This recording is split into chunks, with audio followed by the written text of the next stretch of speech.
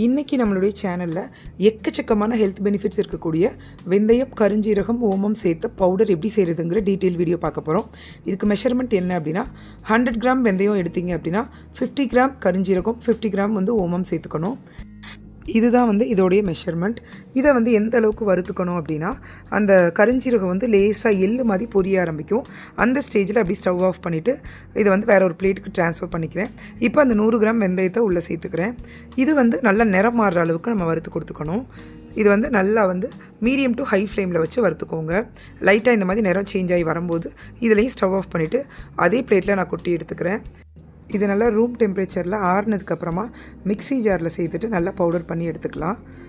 இதை டெய்லி எப்படி எடுத்துக்கணும் அப்படின்னா தினமும் நைட் தூங்க போகிறதுக்கு முன்னாடி ஒரு அரை டீஸ்பூன் நம்ம வாயில் போட்டுட்டு ஹாட் வாட்டர் குடிச்சிடணும்.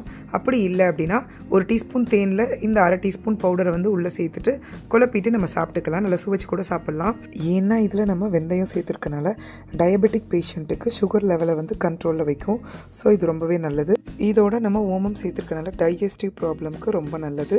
அது கூடவே கருஞ்சீரகம், முக்கியமான இன்க்ரீடியன்ட் இந்த கருஞ்சீரகம் தான். இது பார்த்திங்கன்னா மரணத்தை தவிர மீது எல்லா நோய்க்குமே மருந்து இருக்குன்னு சொல்லப்படுது. ஸோ வெயிட் லாஸ் பண்ணணும்னு நினைக்கிறவங்க, அடி வயிறு ஃபேட்டை குறைக்கணும்னு நினைக்கிறவங்க, உடம்பை ஹெல்த்தியாக வச்சுக்கணும்னு நினைக்கிறவங்க கட்டாயம் இந்த பவுடரை ட்ரை பண்ணி பாருங்கள். ட்ரை பண்ணிவிட்டு இதில் இருக்கக்கூடிய ஹெல்த் பெனிஃபிட்ஸ் உங்களுக்கும் யூஸ்ஃபுல்லாக இருந்ததான்னு கமெண்ட் பண்ண மறக்காதீங்க.